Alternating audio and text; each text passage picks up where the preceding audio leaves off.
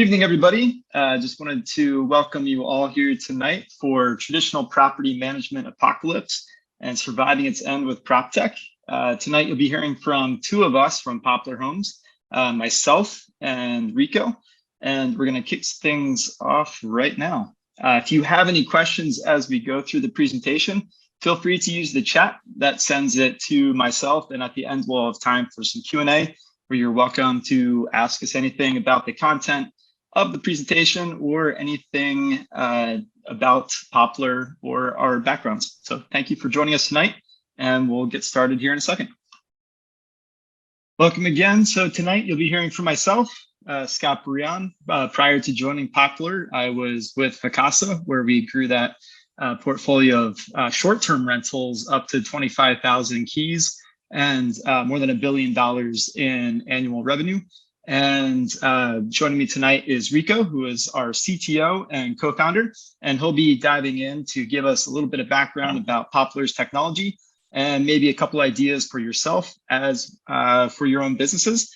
And then at the end of this, we'll have some Q&A where you're welcome to ask us any questions. If you do have any questions, feel free to raise your hand by clicking the button or type your questions into the chat, and any questions that go into the chat, we will reference at the beginning of the Q&A.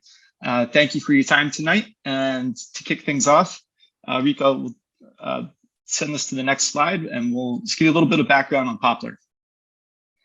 So Poplar Homes is a traditional long-term property management company, just like all of you joining us here tonight. What differentiates us a little bit is both where we're located, how many homes we have, and the technology that we use. Our tech platform that Rico and his team has developed enables us to work in many different states, and we're growing quite quickly, with growing from about 1,000 doors last year to 10,000 doors under management right now.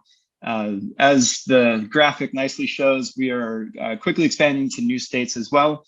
And to give a little peek under the hood as to how we're able to make that all possible, Rico will be walking you through a little presentation right now. So thanks for joining us tonight. Thanks, Scott. Hi, everyone.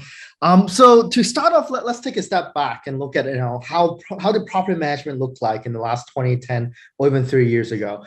For those who have been in the business long enough, you probably remember these cabinets, and you probably still have some of those in your current office, right? Then, as the technology advanced, we started using offline desktop application. This is one here. I don't know if any one of you guys used it, but now today, I would reckon most people, if not all, everyone here is probably using a modern property management system, whether it may be Appfolio, Buildium, Real Propertyware, and etc. So what we reckon is that currently property management has limited growth. And a lot of that comes down to the location constraint, right? So, but to look at it, we should look at, what do we do as property management owners and operator, or even as a property manager, right? So I pulled a kind of random job description out, and these are kind of what some of the requirements that we ask our managers to do, right? Of course, be great customer service, champion, good verbal communication. Be able to have good attention to details to, ensure the accurate, applications and all that. One thing that's quite interesting is that, knowledge of rental contract, which is very important, but also the anti-discrimination law, right? We know in the industry how serious we need to take that. But that is one thing that we also ask of our managers. And later on, you'll see things, a lot of different things here. But, I reckon, as a CTO, there's some things that people are good at, and then there's some things that just system and automation could be even better at, right? So we, look down into this list. I reckon these are the areas that people are good at, right? Customer service, verbal communication, problem solving. As advanced as we are in this day and age of AI, problem solving is not a strong point of technology still today. Automation is, but that's where we are, right? And if we look at kind of how a PM, spend the time, and again, of course, this is a little different to everyone. We found that 80% of managers' time is spent on unproductive, non-customer centric work. From anywhere from moving applications along, doing listings, physical showings, and many more, right? And we as operators and owner know that real estate is always is always about human relationships. So why are our humans spending 90% of the time, not humanizing that relationship, but rather, being a system, call it the pusher, a system user to make your business work, right? So where are we today? Now, all of us use technology, I mean, email is a form of technology, but today, if we look at the industry of other industries, right, everything is going through digital transformation. I don't need to speak too much about this. All of you guys use this day to day or have known this for a long time, right? Airline travels from a travel agency that's non-existent now to e-commerce to banking. Banking, just 15 years ago is still, online banking is still not widely as adopted, but today online banking is pretty much the norm, and we see banking branches shut down and close down at record rate because customer just can do everything on the mobile device today, but most of the time more efficient and better, right? You can get a rate, a loan rate on your mobile app within minutes instead of booking appointment with an advisor, a banker, sitting down, giving all the paperwork and etc. And finally, one very interesting one we see with the advent of the pandemic is telemedicine. I mean, medicine is one of the most intimate part of this relationship, and even then, that is being digitally, transformed, right? I'm not saying that there's, AI doctor that you talk to a robot today, but doctors are not just being more efficient, but more effective with the use of technology. Now, what do we see as the property management of the future? We see that property management, like the other industry, is going to go on this very similar trend. A very similar trend on the customers going to be more demanding of the efficiency of things, being able to have the information at the fingertips and be more informed and ultimately have a better user experience. Now, if we look at today, again, I reckon that most people on this call are using some software, right? Whether it's Excel, Google Sheets, or some of these more full package software. AppFolio obviously is one of the more common one in the industry, and it's actually quite interesting if you look at AppFolio. If you look at AppFolio, the system literally is called AppFolio Property Manager, and that's kind of to foreshadow a little bit of what we reckon system and product to be, right? If you look at AppFolio today, and all the PM software, they're actually primarily made and designed for property managers. Property managers like you and I, your staff, but they're really not, made for the customer first.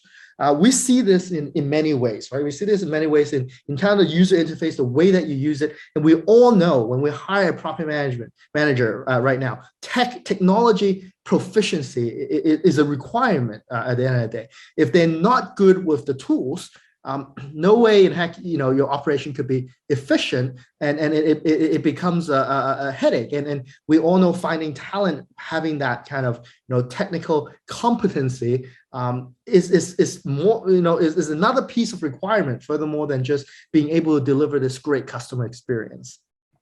So what's the future, and what do we believe the future is? Again, this is our opinion, but we believe the future is crafting products that is for the end user. And when I say the end user, I mean the tenants and the owners, people who we serve, right? People who pay us for what we do. So, no longer are we creating the software for PM first, we're creating software for tenants and owners, so they will have the best and most seamless experience. Now, at the end of the day, we are managing a physical asset. So people, is a part of the equation.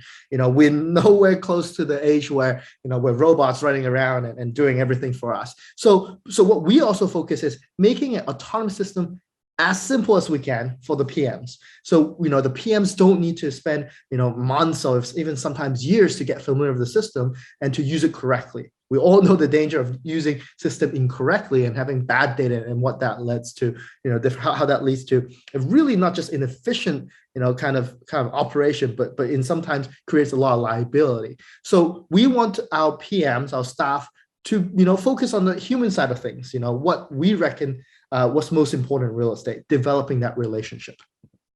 So, to look at, technology, and I'm sure you guys have seen a lot of these kind of aspects of it, if not already using a lot of this, is that there's really 8 major integrated systems, right? We have inquiries, we have showings, we have tenant qualification, we have digital lead signage, we have, maintenance systems, tenant portal, payment system, owner dashboards, right? All of this, encompass kind of the different parts of the operation and ultimately the product that we need to deliver to our customers and our end users, right?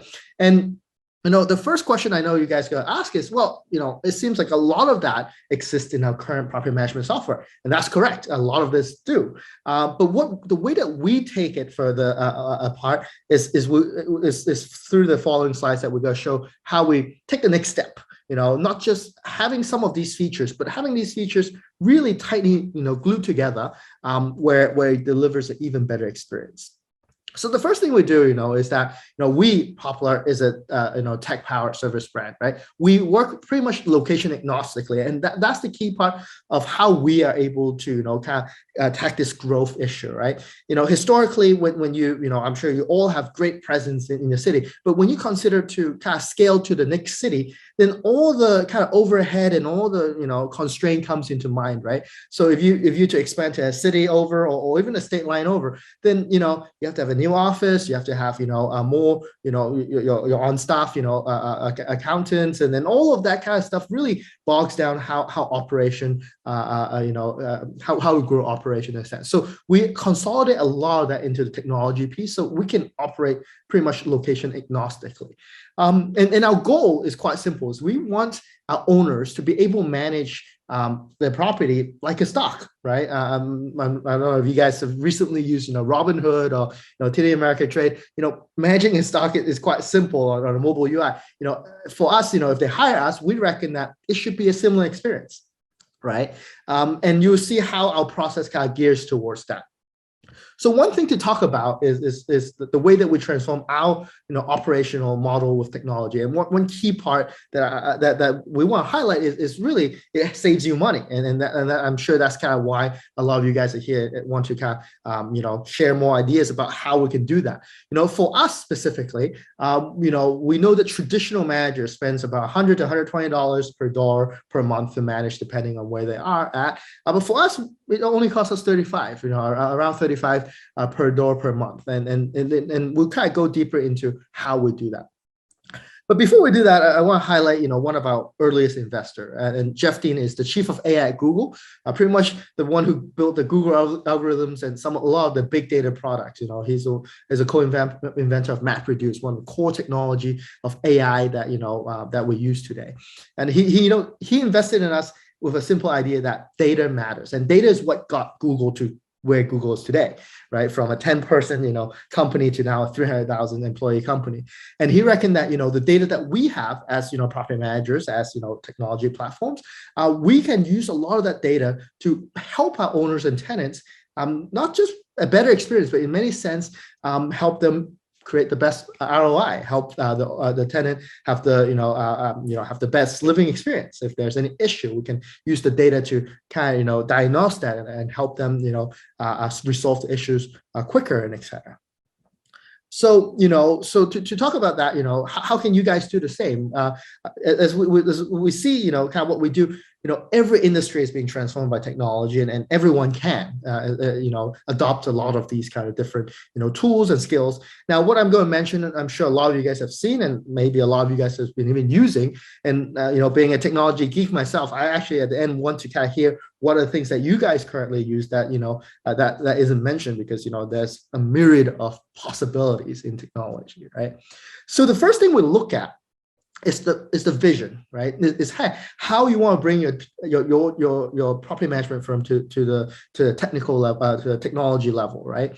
And there's a few things to look at. The first obvious one is automation.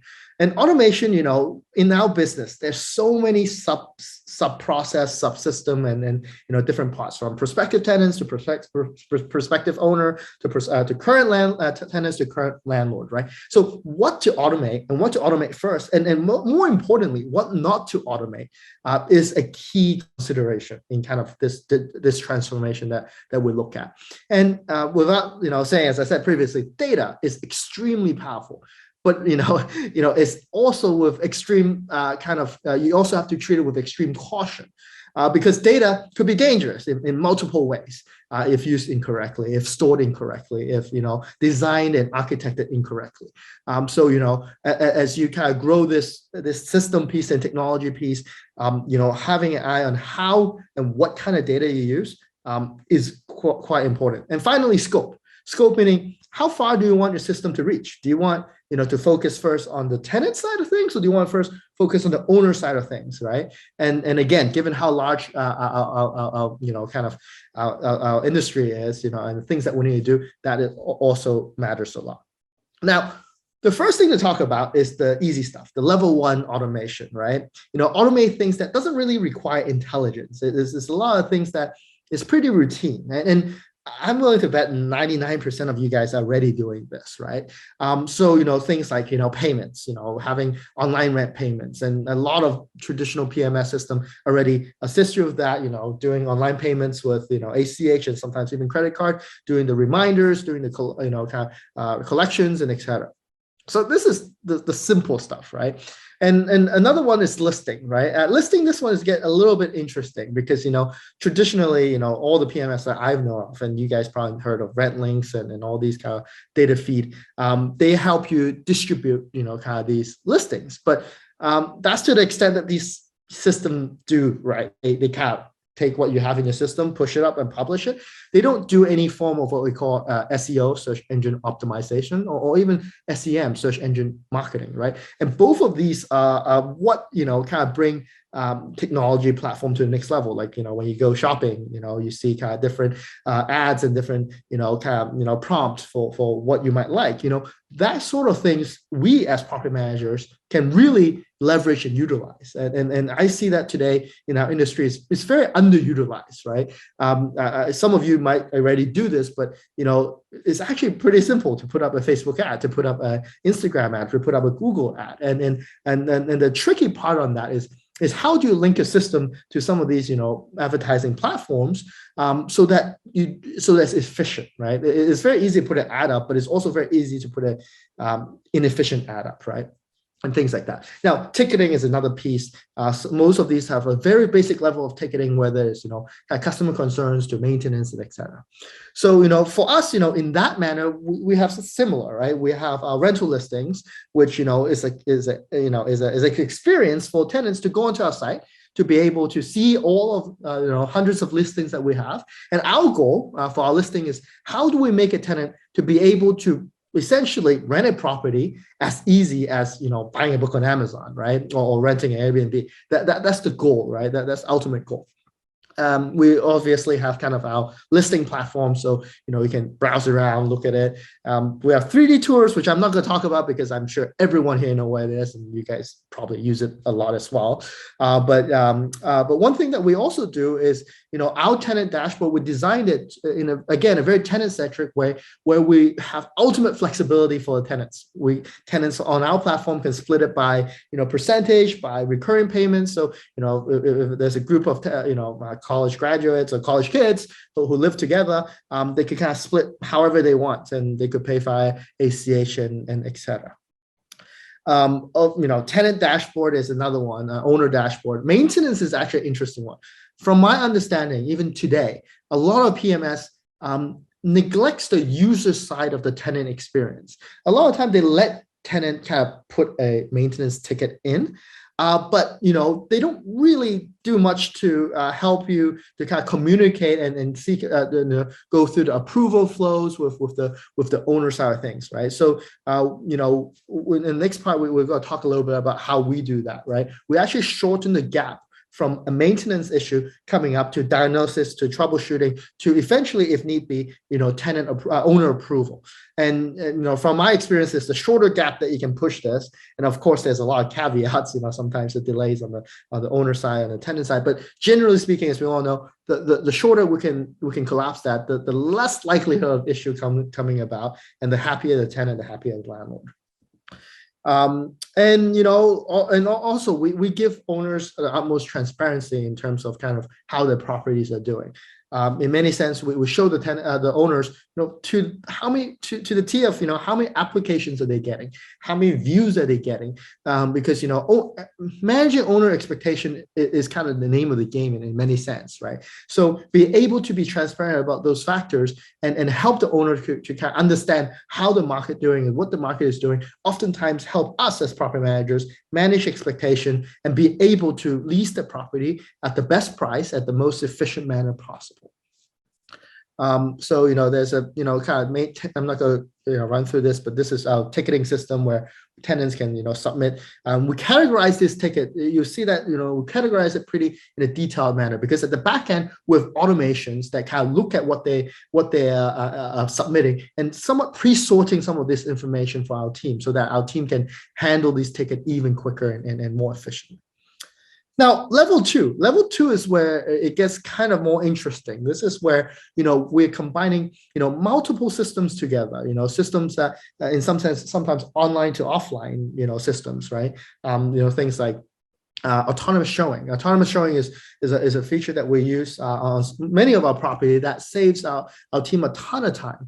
Now, autonomous showing isn't, self-tour isn't perfect, right? So when we have heard horror stories of utilizing this technology, but throughout the many years that we've developed this, and we actually did customized development on this, we figured what the issues are, and a lot of issues comes from, you hear squatters, you also hear issues about fraudster, hijacking a listing and taking it into that. Those are actually real concerns. So we, on our development team, spent a lot of time and effort kind of understanding of how do we prevent this, right? One thing we like to think about is, if you look at today, Airbnb, when people rent the Airbnb, they literally have 60-inch plus LCD TVs in the living rooms, right? And oftentimes when we show property, it's an empty property. But nevertheless, we do have a lot, we did, spend a lot of time building, kind of data aspect of it, the verification side of it, to make sure that we lower the risk as much as we can, in this kind of self-tour product. And it is a key part to enable us to grow, rapidly and be able to be, again, location agnostic in many sense. Another part is applications. And we actually went with the path of providing free application. Well, many of you guys might ask, well, how do you do this? I can't remember. Our fellow charges what? $20, $25, $30 per application. So are we eating that cost? Absolutely not, right? What we do is we actually integrate directly with the credit bureaus. So we're able to essentially pull credits in the sense, right? And it's the same credit report, and in some sense, even more in depth, right? So we're able to provide free application to our tenants. And what that enables us to do is we've tested out is by having a free application, we increase, our application flow by about 6 to 7 folds, right? And the more application you get, the more, selection that owners and then, operators like us could decide on, right? And this leads us to the next kind of next step, which is the full-blown automation. The data platform really drive a lot of this decision with AI, right? One thing to talk about previously, we talked about anti-discrimination laws, right? As we know in our industry, it matters a lot. A lot of times we see where that mess up is a human mistake. Ultimately, the system rarely create that mistake, right? It is oftentimes either a junior or an inexperienced property manager coming into a company or coming into the industry and said something wrong and did something wrong. So the way that we reckon a better way to safeguard that is not letting that happen, right? So our qualification system, it goes into in depth of how it analyzes the entire credit report, W2. We use a little light machine learning on that to understand which is the best application and qualify it with financial factor, and that's it, right? And that really safeguards us from those hairy situations. Now, going into the full-blown automation as well, one thing that we invest a lot of resources in is pricing. So we have an ML-based, machine learning-based pricing. Now, quite frankly, this is nothing new in today's world. Everything we do, everything we buy, every ticket we book has this system. But for some reason or not, it's at least for small operator, property management system like AppFolio, like PropertyWare, like Build-In. Today, what they do is they ask you to enter a target rent. Now, I'm sure our staff and my staff have a lot of experience and local knowledge about pricing and everything. And oftentimes they could get a pretty good range, right? But when we look at that and compare to the data approach win 9 out of 10 times. And the reason is that the data not just look at the snapshot of what it looks like today, which I know a lot of us do, which is a comp report. It also look historic. It also look at seasonality. It also look at demand data and supply data, and it takes all of that in account, and it can really fine tune the pricing, and not just pricing, not just a static price, but also a pricing strategy for our owners, right? And oftentimes we see that we have a 10 to about 15% lift in terms of in terms of rents and in terms of total optimization of the costing, right? A lot of times also optimizing on vacancy loss as well. And the next level, which is something that we're very excited about, and we it's in beta and we're still working on, is how do we enable our owners and tenants to really go through even more of this process in a self-automated approach. Today, all our customers, tenants use messaging applications, right? And simpler way to put it, it is a chatbot. But the market of chatbot that we see a lot today is quite rudimentary. And the rudimentary part is because they lack the connection between the chat application with the data, and more importantly, with the operation. We see this three-part very disjointed in pretty much every instance, right? So you see chatbot that kind of could answer some of the basic questions via AI, and whenever that it needs to do something, oftentimes it pushes you to a human queue. So it's like, let me get your name, phone number, and email, and let me pass you to Sam. Right? Obviously, we also do that when we need to, and when the right opportunity presents itself. And again, real estate is a human relationship. So there are situations that makes the most sense and that we would do, but there are plenty of other situations that doesn't make sense. So let me play this and then kind of show you what it looks like. Can you guys see the video okay? So in this instance, you see a tenant going to one of our listings and be able to see a virtual tour right within the chat messaging app. So this will come about if someone inquire on any of the listing platform out there. We'll reach out to them via chat, and they could simply also submit the application right within the chat platform. And from there, if they want, they could schedule autonomous showing. And if everything goes well and they qualify, they go over instant qualification, we even give them a digital lease to sign right within the platform. And finally, after all that is done, they could pay online. So we integrate with something like Plaid, where they can literally log into a bank account like that you do on Robinhood and everything, and make payments. And right after that, once they go into the property, maintenance is also a piece that this bot can also do. Right, so we'll start off little, kind of maintenance troubleshooting. One of the lot of maintenance requests we got is, power out, and we see a lot of youngish, new grads who go into a property that don't even know how to find the fuse box itself, right? So on our side, we have documented all the location of where these, fuse boxes are, and we can literally use, virtual 3D tour to pinpoint to them exactly where that location is and guide them through how to self troubleshoot this. Now obviously not everything is going to be fixed by this, but this could reduce 20, 30, even sometimes 40% of the issues that we see today. So that's on the tenant side. How about on the owner side? We have a similar kind of methodology on owner side. So on the owner side, we update them through this application. We let them see the comp report through this application. And in many sense, they can even onboard the property, get it, after a call with our with our people, they could actually onboard the property. And when we onboard the property, it automatically even generates a comp report for them.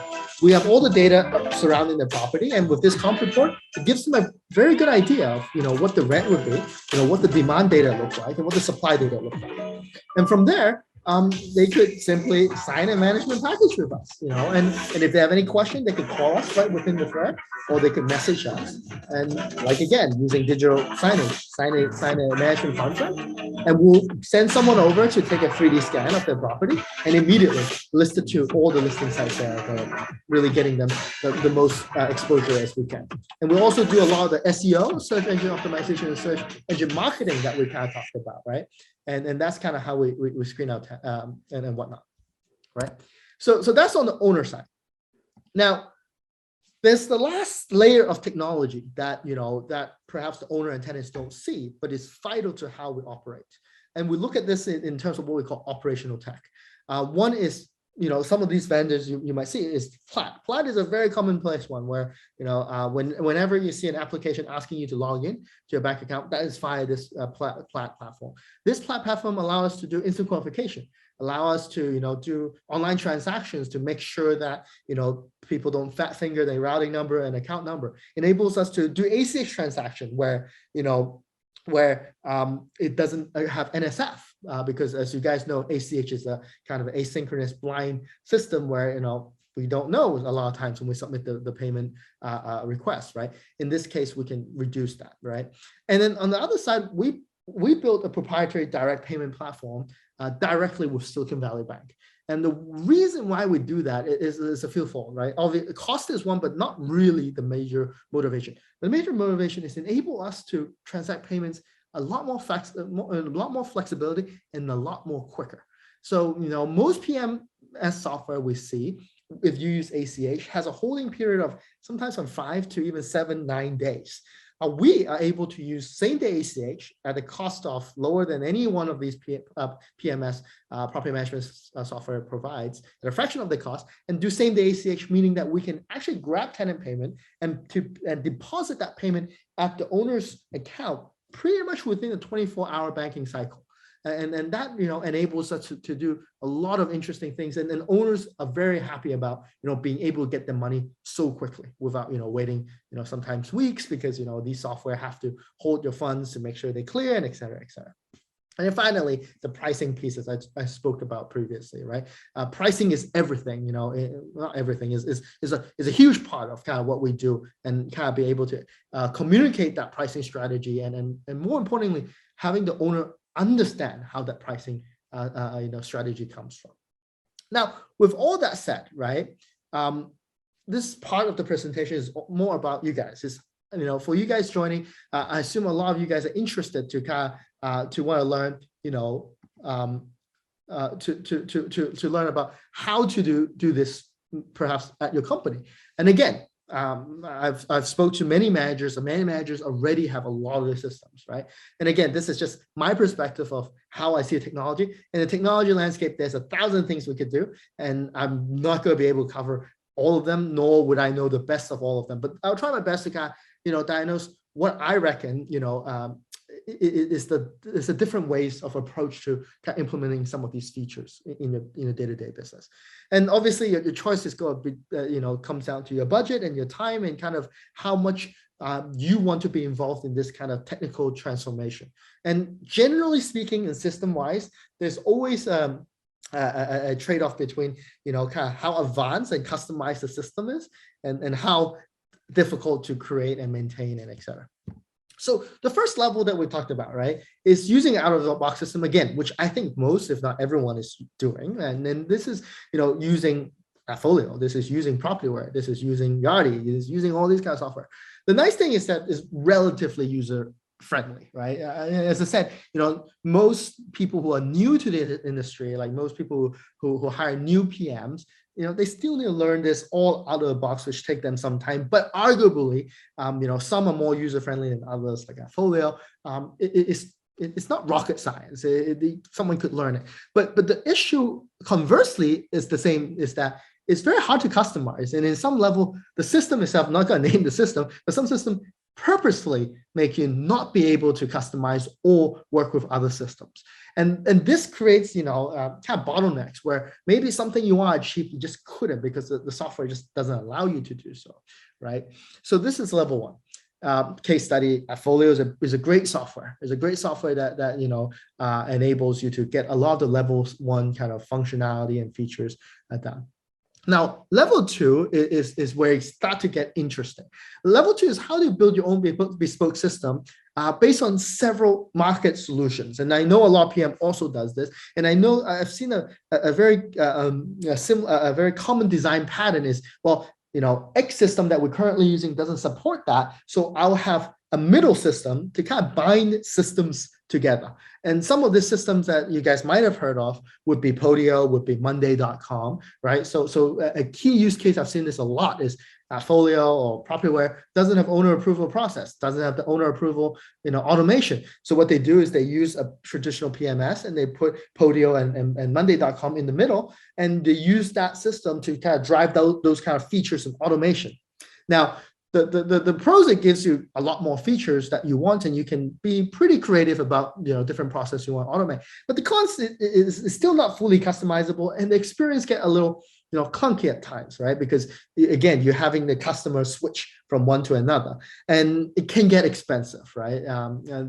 Monday and Podio is relatively affordable, but as you talk about other system, which here there's a bunch, the Holy Grail, there's Salesforce Field Services, which is really designed for big enterprise, but there's a lot of features that is usable and it fits PMs, but it requires a lot of customization and a lot of overhead, and it's very costly. A license in Salesforce, Field Services, ranges from 100 to 155 users, $155 per month per user, right? And then there are other kind of maybe lesser known kind of technologies. Lob is a very interesting one that you guys might want to look at. Lob enables you guys to send physical mail via your systems, right? And it's great to see everything is online. You can have the owner dashboard and everything. But sometimes there's just sometimes where you want to send that physical piece of mail, whether it's maybe the owner that you have in this particular instance is not that tech savvy and still prefer to see a paper statement, and you can actually automate that process with something like Lob. And we also see Lob be used in a lot of owner acquisition campaigns that you can also do, drop mail marketing and all that. And then finally, with more operational focused tech, Fastfield is a really great one that I've seen. It enables people, field, whether field technician or property managers from the field to kind of take records, take photos of the place and save it into a record and upload it into a system pretty easily. As crazy as it sounds, I think Fastfield is one of the few that enables you to even do it in an offline mode, meaning, if you go to a remote area where there's no network connection, Fastfield as a software can actually still, as a mobile application, can still let you, record everything. And once you drive back into cell signal, we'll start uploading that. And then finally, we have HubSpot and Autopilot. These are more marketing centric kind of systems, right? Whether this, kind of helping you do drip campaign for, current prospective owners. Maybe there's prospective owner that reached out to you who want to use your services, but haven't really made the decision yet. You can use kind of these software to include them in a marketing group drip campaign and to keep you guys top of mind when they really need the service. Now, finally, the Holy Grail is the fully open system. For those who want, tackle this, it's a great avenue and a great, challenge to kind of go through. The pros is it's proprietary. Whatever you build is yours, and you can really build it however you want. You can reinvent process. Not to say you should reinvent the wheels, but there's some process you can do however you want and whenever you want. Now, the cons is that it does require a technology team. And being a CTO, as I kind of build this system for now 7-8 years, technical leadership is very important to building these softwares. And one thing that I found at building property management software on technology and products is that the discipline of real estate property management skill and the discipline of engineering is actually very far wide apart. You've seen people who have many years, 10, 20, 30 years of experience in real estate. And you also see people with many years of engineering and technical experience, but you very rarely see the combination of the both. You rarely see people who understand, you rarely see an engineer who understand real estate. That's the bottom line, right? And that part a lot of times create friction while building the product. The engineers might think something is possible and might underestimate the complexity of operations in our world, right? In our world, a lot of people oversimplify what we do. It's like, this seems to be a simple process, but when you peel back the onion, there's a lot of intricacy and nuance that we all know that's in it, right? So, finding the right technical leadership and someone who has that real estate experience, also, that technical experience is vitally important. So there's a few ways to go about it, right? So if you yourself isn't, an engineer yourself, don't worry, you still can do it. All you need to do is build a technical team. Now, to go about a technical team, there's 3 levels as well.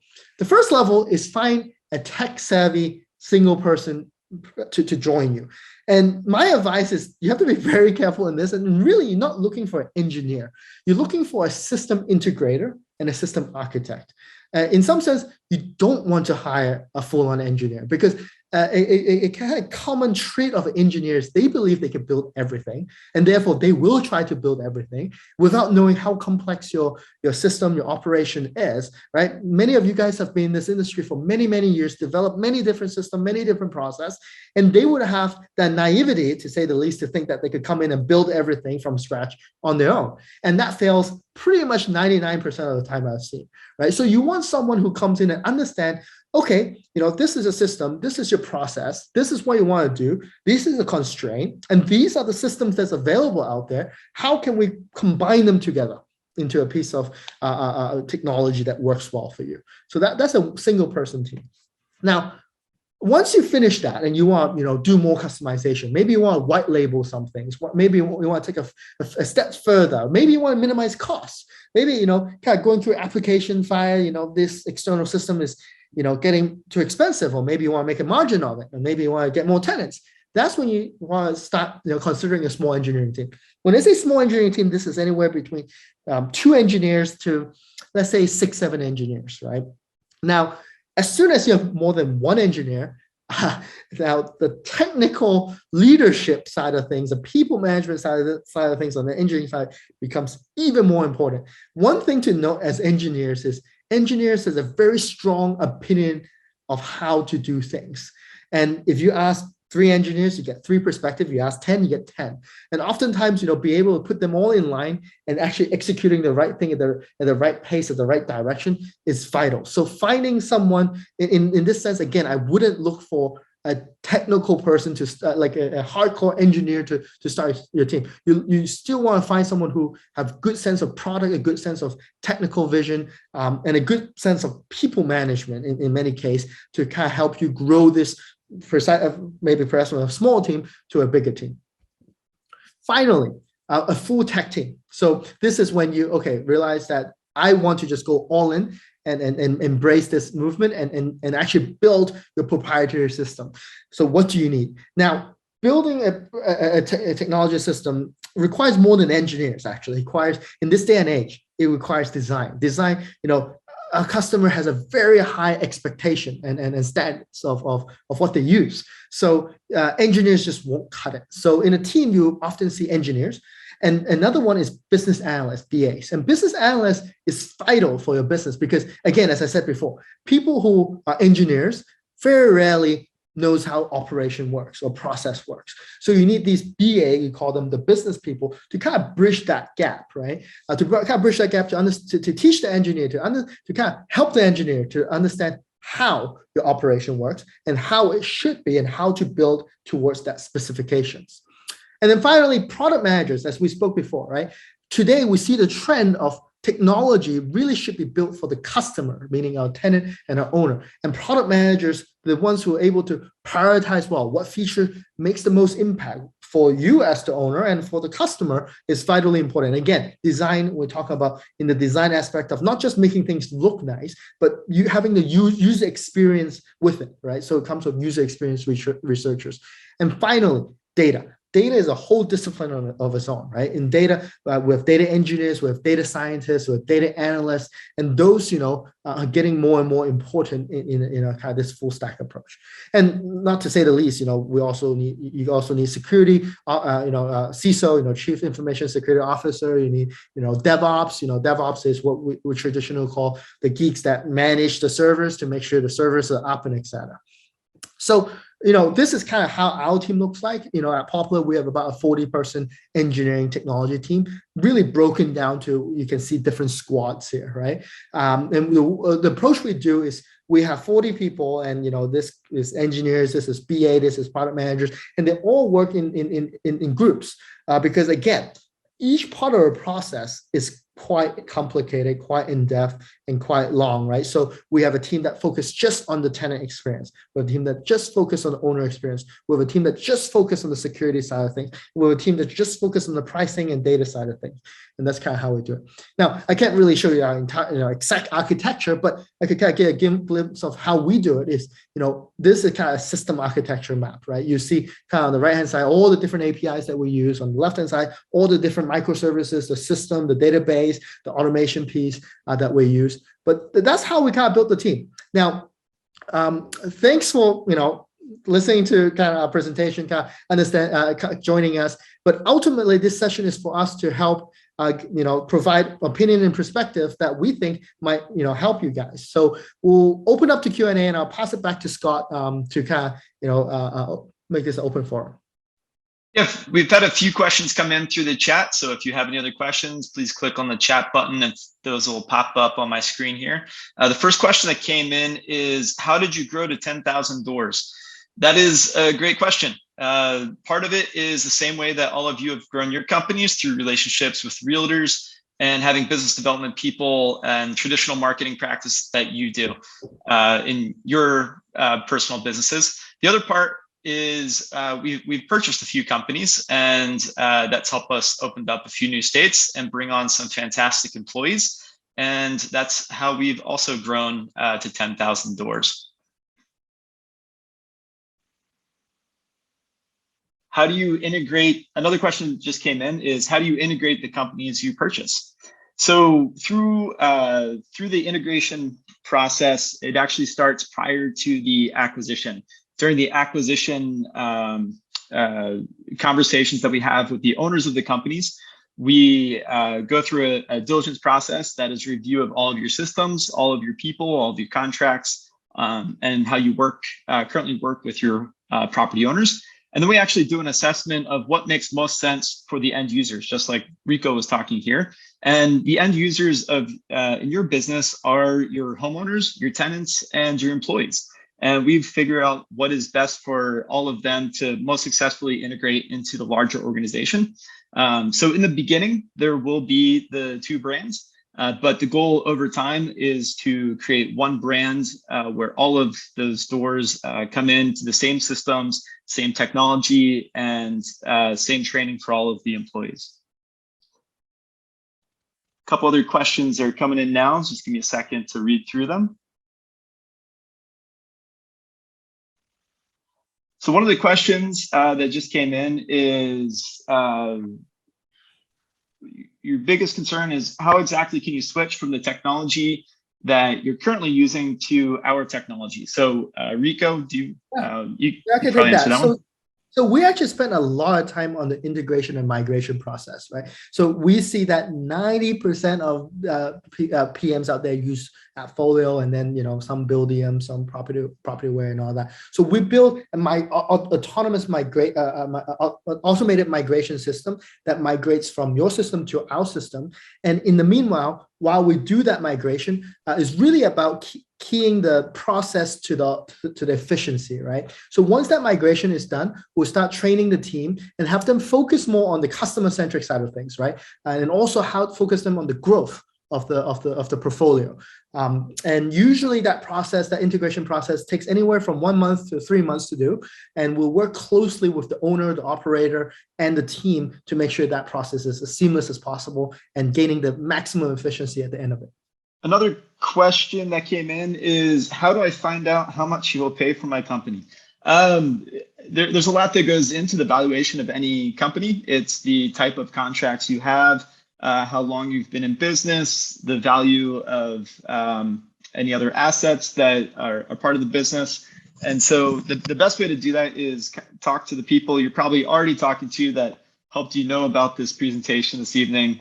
And they can work with you to walk through and collect all the documentation needed to do a valuation. So that looks like that's about all the questions that we've gotten from folks. I do want to thank you again for your time this evening. If you have any questions, feel free to reach out. Again, my name is Scott, and my email address is scott@poplarhomes.com. You're welcome to reach out to me about Poplar Homes, about short-term rentals, whatever you want to talk about, that's my contact information. And I think that's it for this evening. So thank you, Rico, for your presentation. If you do have anything else, please, again, reach out. I think most of you have contact information for a few folks here at Poplar Homes. And that's it for this evening. Thank you, guys. Likewise, being the geek in the team, if you guys want to talk about tech, feel free to reach me. My email is at rico@poplarhomes.com. Happy to help you provide any perspective and guidance as you go through this journey if you like. Thank you.